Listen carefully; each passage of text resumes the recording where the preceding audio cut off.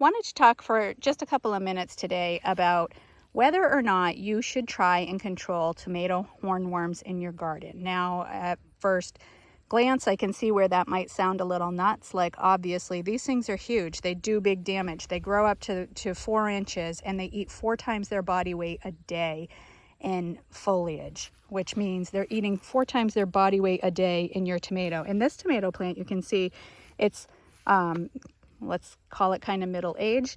You know, it's getting there, it's got good growth, but if I were to get a hornworm in this particular tomato plant today, it could really be the end of this tomato plant. So it's a fine balance. Do you get rid of them? Do you leave them alone and let them do their thing? So first of all, let's talk about why would you want to leave them alone? That sounds crazy. Well, there's actually a couple of leading reasons. One that a lot of people will cite is that their adult stage is the mature hawk moth. The hawk moth itself does not damage your plants, will not eat your plants. It will come lay more caterpillar eggs on your plants, which then become caterpillars, which then eat your plants, and the life cycle starts over. They can have 2 generations in a season, and they'll also overwinter as caterpillars, as cocoons in the soil, emerge in the spring, start that all over again. So you may have enough natural controls. You may find a balance of control that works for you, but potentially if you're not doing anything at all, you may also get to a point where there's just too much of a pressure there to ignore the hornworms completely. So on the other hand, the reason not to kill them is that those hawk moths are good pollinators. They're not as good as bees. They're a good pollinator, and they're valued as a pollinator for night blooming plants. So they're really not actually doing much for most of the plants that blossom, including food crops and flowers, berry bushes, because they work at night. So they're a better thing for something like a moonflower, something that's deep, that these moths can get their proboscis in there, and that's why they're actually good for those sorts of things, is because they can reach depths that some of the other pollinating insects and pollinators can't. And also because they're serving a purpose for those nighttime blooming plants. So that's one. The other argument for it is that hornworms are hosts for parasitic wasps, especially the braconid wasp. And, hornworms aren't the only thing that braconid wasps will parasitize and act as a natural control for.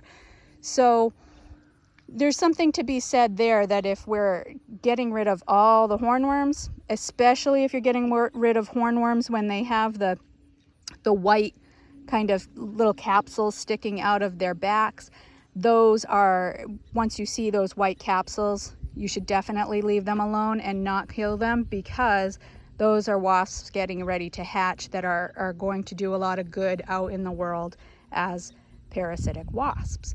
So, when we start to take a more natural approach to our tomato gardens and our gardens in general, we need to consider the help that we can get from things like parasitic wasps, beneficial insects, bees, birds, all of them. So eventually, the idea is that if you leave these things, there's a balance in nature and they will balance each other out. However, if we're imbalancing that by getting rid of all of the hornworms, then that's a problem for the parasitic wasps. So that's another reason that we might want to defer to the larger picture of nature and leave the hornworms, or leave some of the hornworms. But you're a gardener. You planted for a reason. You need your food. You need your tomatoes. So what can you do instead? Well, there's a few options. One of them is that if you have enough plants, if you have large thriving plants, especially like indeterminate tomatoes, because they will continue to grow as long as they're alive, unlike a determinate tomato that's going to stop growing at a certain height, bush out, be done. That's all the foliage it's basically going to have.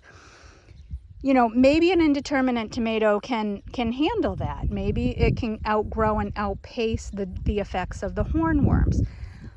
Other things are, you know, maybe you can plant a couple of extras and you can let some of those tomatoes be a sacrificial plant. Now, this year, I've only planted 2 tomato plants, so that's not going to be my strategy. But in past years, I've had 20 tomato plants, and it would be okay to let one be the place where the hornworms live. But in order to do that, you're going to need to go through your patch, pick off any worms that you find, and relocate them to that tomato. You know, hornworms can also be a pest for other nightshade family plants in your garden, including peppers.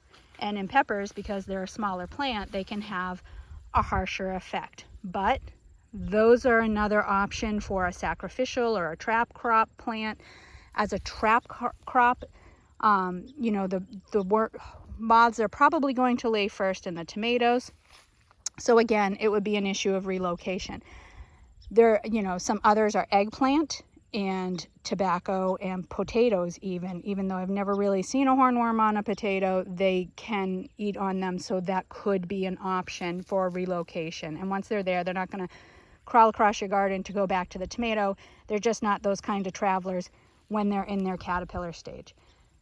So that's another option. And finally, there's, you know, you have the option of finding yourself some nightshade weeds if you have them. And that includes also Jimson weed and horse nettle. If you have these are also hosts for the hornworms. So that's something that a place where maybe you want to move those to and let them complete their life cycle there.